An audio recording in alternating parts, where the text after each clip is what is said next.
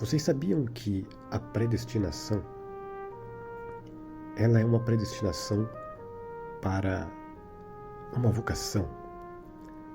Preste bem atenção.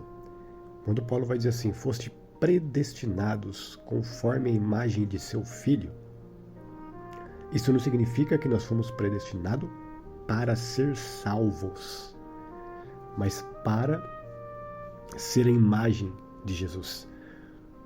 E o interessante de tudo isso é que em Efésios vai dizer que essa vocação nossa, né, ela exige o quê?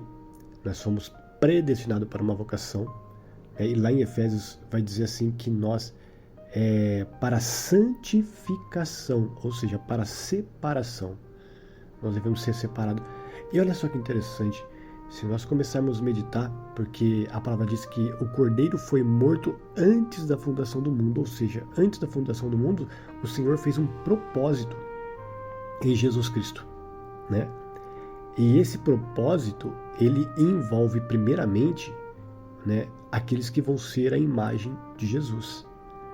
E para que isso? Você analisou já Salmos 2, onde vai dizer: Tu és o meu filho, eu hoje te gerei. Pede-me e te darei as nações por herança e a terra por sua possessão.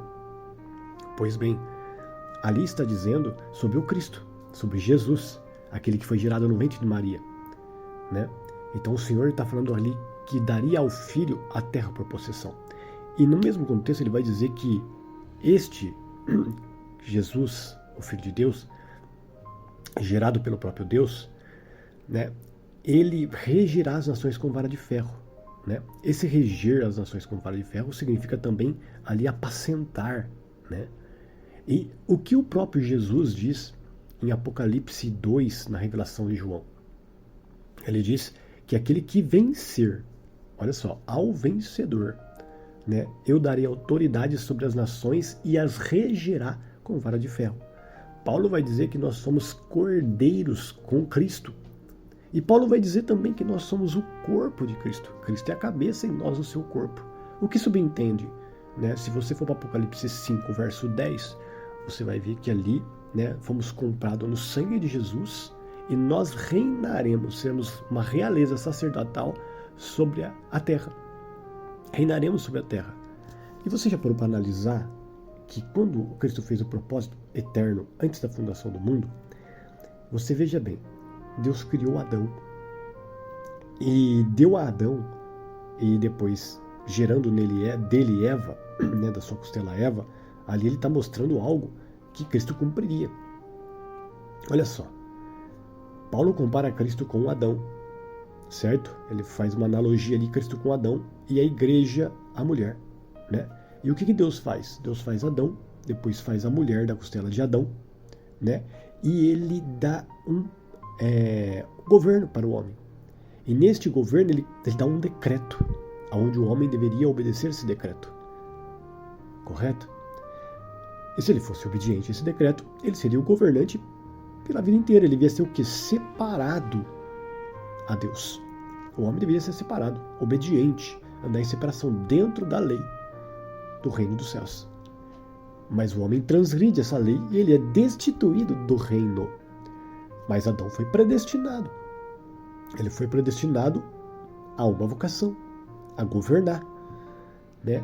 O mesmo acontece, uma eleição, você veja ali que tem a eleição de Adão, você vai ver uma eleição ali também a Noé, e você vai ver uma eleição ali às 12 tribos de Israel, né? O próprio Senhor chama Israel, se eles forem obedientes, né, de realeza sacerdotal, os eleitos, mas também extraviaram. Não foram fiel à lei de Deus, não andaram em separação, em santificação.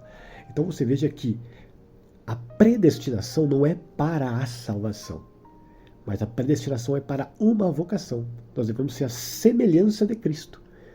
Devemos ser separados. Como diz, a nossa eleição é para isso.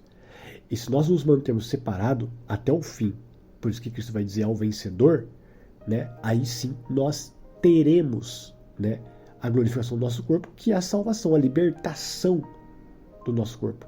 E através dessa libertação, nós, com Cristo, como diz Paulo lá em aos Romanos capítulo 8, né? Vamos libertar toda a terra, porque o próprio Paulo, capítulo 8, vai dizer que a criação aguarda a glória dos filhos de Deus. E João também vai dizer, né? Que ainda não se manifestou aquilo que há de se manifestar em nós.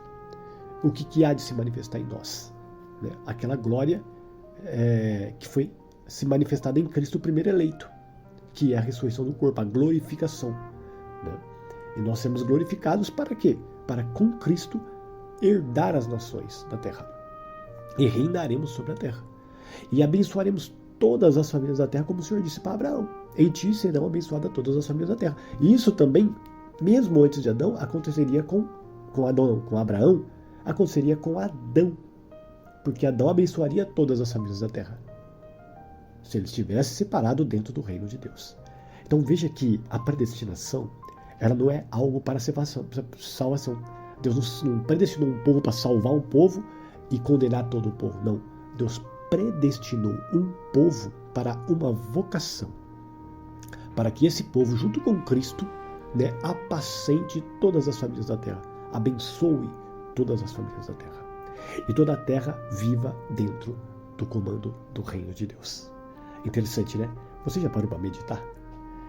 Essa meditação é uma meditação rápida e simples. Medite. Deus te abençoe.